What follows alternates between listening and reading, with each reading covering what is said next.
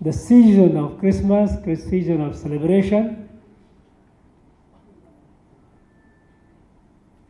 we all join in this celebration wholeheartedly.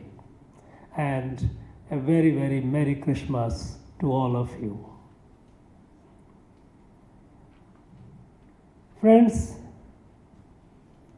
in our country, in India, there is a long, long tradition since the time immemorial that when someone appears and serves the humanity, serves those who are abandoned, forsaken, forgiven, forgotten,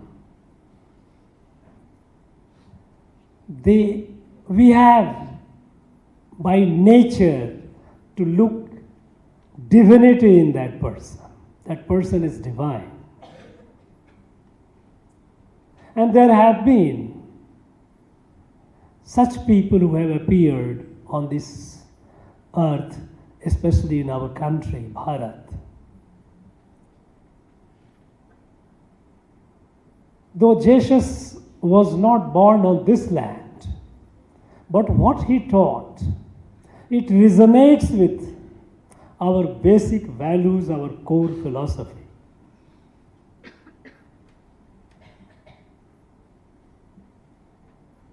Mahatma Gandhi, as we often mention him, he was immensely impressed with the teaching, the Sermon on the Mount, which teaches humility, forgiveness, compassion, service to the marginalized, to the suffering people.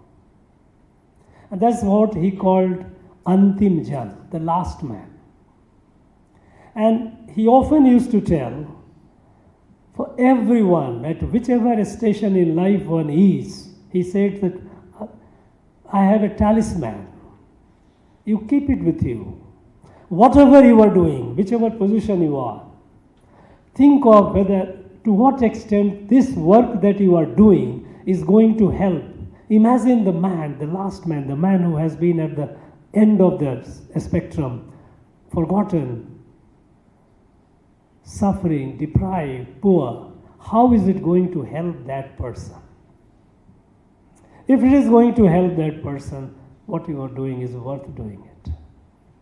And if it doesn't help that person, perhaps you need to rethink what you are doing. Now, this lesson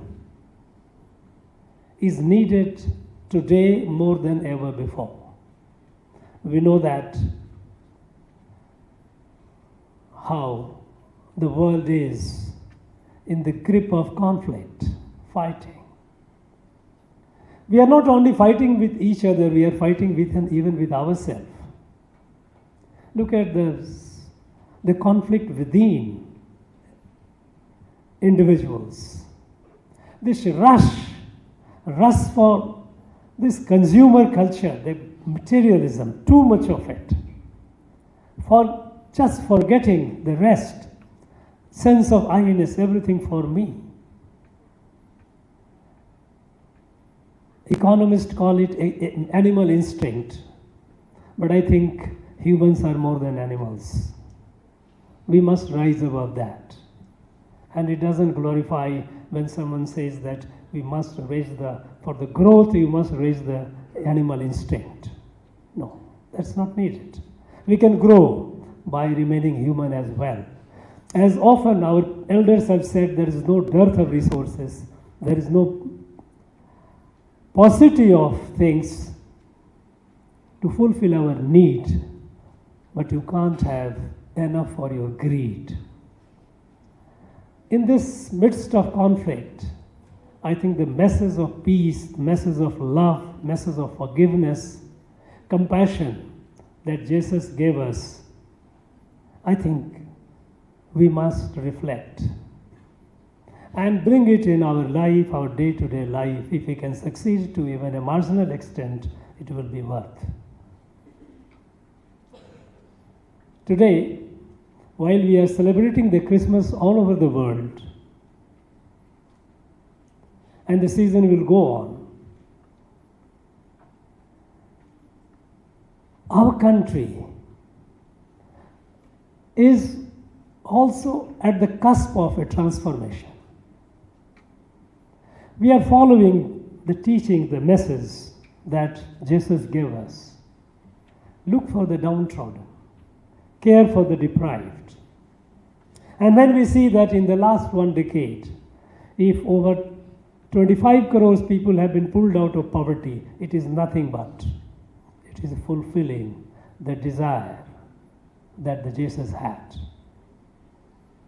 When we say that when there are warring countries, the conflict, we don't turn away, but we say, we tell both the countries, all the countries, those who are fighting, no, you are not doing the right thing. Violence is not the way forward. You cannot. This is destructive, and we are not with either of you. You must, we are with peace. You must come together. And this confidence, this trust, his confidence is building the trust.